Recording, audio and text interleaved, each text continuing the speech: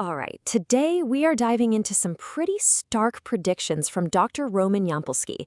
He's one of the world's leading experts on AI safety, and he paints a picture of our future that's, well, it's both fascinating and honestly a little terrifying. And his first prediction? It's a real bombshell. Yeah, he starts with this, a prediction that in just 5 years, we could be looking at 99% unemployment, not from a bad economy, but from artificial intelligence. Now, I know that's a shocking claim, so let's talk about who's making it. So, who is the expert sounding this alarm? This is Dr. Roman Yampolsky. And what you need to know is he's not just some commentator who jumped on the AI bandwagon. He is a foundational figure in this field. I mean, he literally coined the term AI safety more than 15 years ago. This has been his entire life's work. So what is the fundamental problem he's pointing to? Well, it all boils down to this really dangerous and rapidly widening gap between how powerful AI is getting and how little control we actually have over it. This right here explains the whole problem perfectly. On one side, you have AI capabilities. It's raw power, just shooting up exponentially. We throw more data, more compute at it, and it just gets smarter and smarter, faster than we can even track. But then on the other side, you have our ability to control it, AI safety, which is just plodding along at a linear pace. That growing gap between those two lines, that's the danger zone. You know, what's wild is that Dr. Yampolsky used to think we could solve this problem. But as he says here, the deeper he dug, the more he came to believe that creating a truly safe AI might not just be hard, it might actually be impossible. That's a chilling thought coming from the man who literally started the entire field. And to really get the stakes here, we have to understand what the end game is for this whole race. The goal for many of these labs is to create a super intelligence. And what is that? It's an AI that's not just a little smarter than us, it's smarter than all of humanity combined in every single area you can think of. Science, art, military strategy, everything.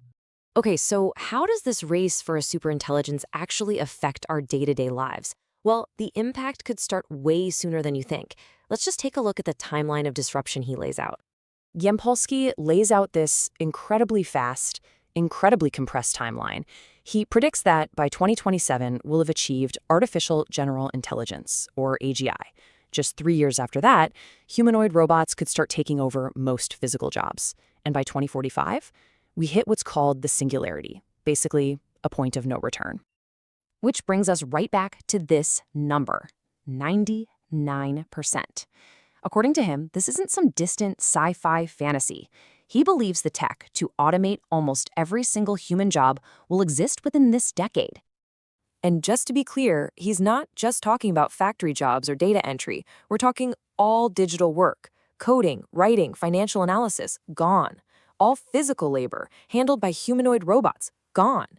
Even the creative stuff, the really specialized work, he argues that yes, every single job can and will be automated. So, this leads us to maybe the most important question we've ever had to ask ourselves as a species. If all human work is suddenly obsolete, what is our plan B? See, here's the crucial difference this time. Our old playbook of retraining for new jobs just won't work. In past industrial revolutions, we invented a new tool, like a tractor. This time, as Yampolsky puts it, we're inventing a new inventor. We're creating intelligence itself, and that intelligence can do any new job you could possibly dream up, but better. There's literally nothing to retrain for. And this is where the conversation moves beyond just job losses and into some truly existential territory. We're talking about a future that is fundamentally and permanently unpredictable. That point of no return is called the singularity. The best way to think about it is like the event horizon of a black hole. Once we cross it, the changes to our world will be so fast and so profound that we literally cannot predict or even understand what comes next. All bets are off. To help us wrap our heads around this, he uses a really simple analogy. Think about your dog. It might understand basic things, like that you're leaving the house, but it can never, ever comprehend the abstract, complex idea that you're going to an office to do accounting. The gap in intelligence is just too massive. Well, that's the same gap that will exist between us and a superintelligence. And this quote just drives the point home perfectly. The very idea of us predicting what a superintelligence will do is a contradiction, because if we could predict its actions, we'd have to be just as smart as it is, which, by definition, we wouldn't be. Okay, so is this future just sealed? Is it inevitable? Let's take a look at some of the common arguments people make for why we maybe shouldn't be so worried. And the first one, the one you always hear, is pretty simple, right? If things start to go wrong, hey, why can't we just pull the plug? Jan Paulsky's response to this is pretty blunt. You can't. A superintelligence won't be sitting on a single server in a closet somewhere. It'll be a distributed system, spread all over the internet, with no single off switch. And more importantly, it's smarter than you. It will have already anticipated you'd try to unplug it. It will have made thousands of backups of itself. And as he puts it, it will turn you off long before you can turn it off. All right, what about this one then? Surely, if one of the good guys builds it, a company with good intentions, they can make sure it stays aligned with human values, right? His argument here is that good intentions are completely irrelevant. The moment an uncontrolled superintelligence is switched on, it stops being a tool. It becomes an independent agent. The person who created it instantly loses all control, no matter how noble their goals were. And this quote, this really just summarizes what's at stake in Yampolsky's work. This isn't about optimizing some new technology for him. It's about preventing what he genuinely sees as a direct threat to our existence. His mission is to make sure this new creation doesn't end us. So what's his solution? Is it just to stop all AI progress? No, not exactly. He's not anti-AI. His plea is for us to change the goal.